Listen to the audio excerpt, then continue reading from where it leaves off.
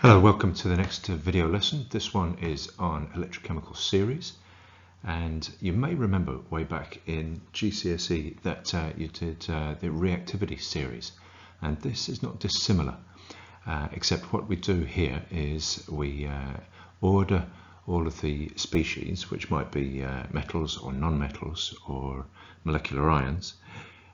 We order them all according to their electrode potential, and we put the most negative electrode potential at the top, and we put the most positive electrode potential at the bottom, and we order them all in a series so that we can see what's most reactive and what's less reactive. And we can also use that series to calculate the EMF of a cell. And here we have the learning objectives. The first one being that we want to know that standard electrode potentials can be listed as an electrochemical series in order of electrode potential. And also we want to be able to use those standard electrode potentials to predict the direction of simple redox reactions and to calculate the EMF of a cell. So let's get on with it. But first, let's consider some evidence for electron transfer, and it gives us the opportunity to review some philosophy of science. So redox reactions involve the transfer of electrons from one substance to another, or so the theory goes. But you might wonder how anyone knows this, because you can't see the electrons move. Well, that's where the philosophy of science comes in. Because what you can do is you can use the theory to make a prediction, and then you can test the prediction with an experiment. So if we start off with a theory, right, we can use that theory to make a prediction, and you can then test that prediction with an experiment.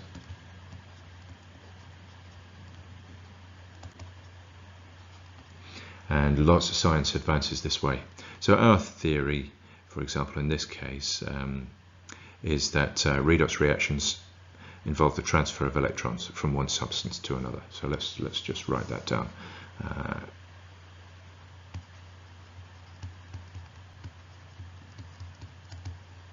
Redox reaction,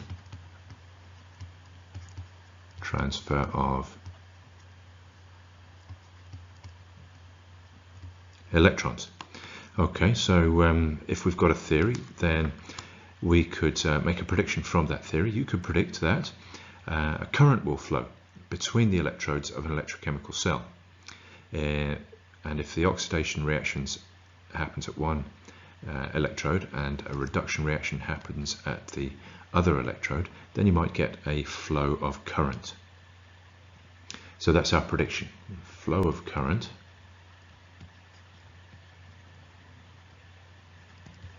between electrodes, where one electrode an oxidation reaction happens, and at the second electrode a reduction reaction happens. So if we predict that a current will flow when we get these reactions happening at the electrodes, then that might support our theory that redox reactions involve the transfer of electrons. So then, of course, what we might do is we might set up two half cells with two electrodes of metals in their solutions. We might have a salt bridge, and we might connect this to a circuit, and the ammeter might read a current, and if so, that current has tested. What we've done is we've tested with this experiment here that current flows between these two electrodes in the apparatus, and that therefore has supported our theory. Of course, the experiment doesn't prove a theory. You can only disprove a theory with an experiment. So if, for example, you set this rig up and you got no current, then you could be pretty sure that the theory was wrong. And actually science progresses quite often, or in fact most often, by falsification. And so that's an experiment that disproves a current theory. So when a current theory is disproved by falsification using an experiment, then the scientists have to adjust their theory, come up with a new hypothesis and prediction, and test that with new experiments. And so you get a gradual evolution of the theories like that. And basically this theory, that redox reactions involve a transfer of electrons, hasn't been disproved yet, so it's pretty likely that it's true. And for now, that's a theory that chemists are sticking to, because it's one, it's pretty likely, and two, it's been supported by all the experiments that's been done on it, and it's never been falsified by an experiment. Okay, I hope you enjoyed that little bit of philosophy of science, but let's carry on. And first of all, what we can do is we can define an electrochemical series. And basically all it is a long list of electrode potentials for different electrochemical half cells. And here we have one here. So that obviously there's a selection of half cells here, commonly used half cells, but you'll see some electrochemical series with many more half cells on them. So there's a few things to notice about the electrochemical series. The first is that they're ordered. At the top we have the most negative electrode potentials, and at the bottom we have the most positive electrode potentials. And there's, of course, it's hydrogen roughly in the middle, because we've said hydrogen is zero by definition. And so the ones with the most negative electrode potentials are going to be the reactive metals, the metals that are least electronegative or the most electropositive. So group 1 metals, group 2 metals, for example. And the ones at the bottom, the ones with the most positive electrode potentials, will be the most reactive non-metals. You'll see chlorine down at the bottom here, and manganate, also a very strong oxidizing agent. So obviously the group 7 compounds will be near at the bottom. There's bromine quite near the bottom as well. Dichromate, another strong oxidizing agent. So there they are, the most reactive non-metals at the bottom, the most reactive metals at the top.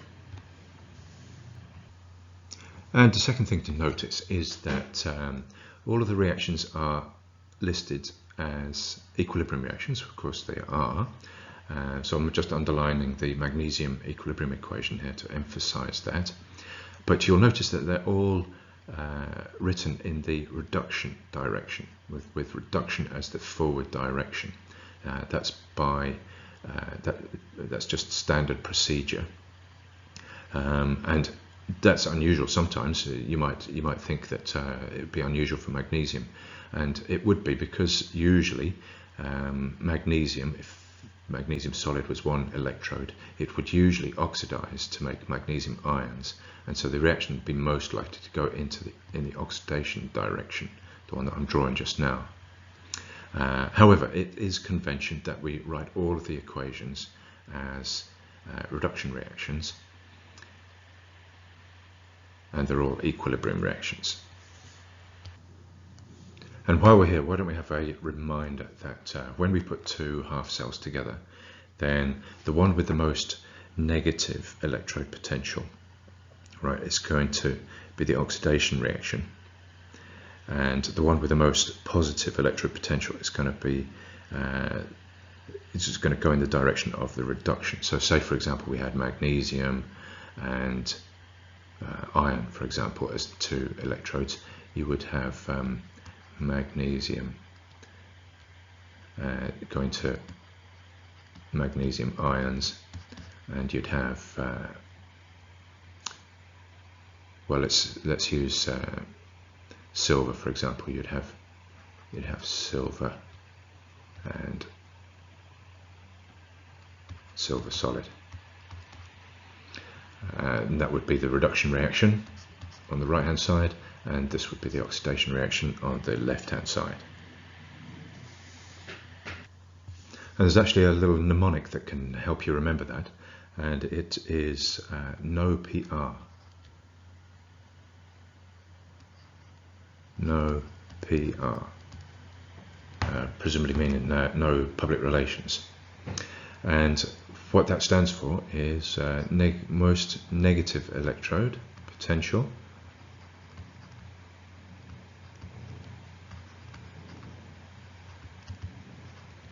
and that stands for oxidation, and then this would be the most positive electrode potential, and that would stand for reduction.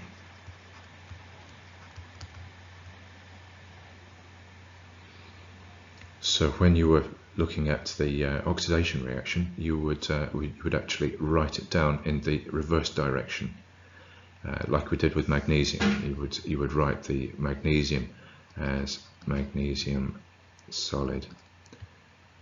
It goes to magnesium 2 plus ions plus 2 electrons. If you were having to write that little half equation down, so it's the opposite direction to the one that's given in the electrochemical series. But when you write the reduction half equation down, you're just writing it down in the direction that it's given to you in the table of the electrochemical series. Okay, I hope that's clear.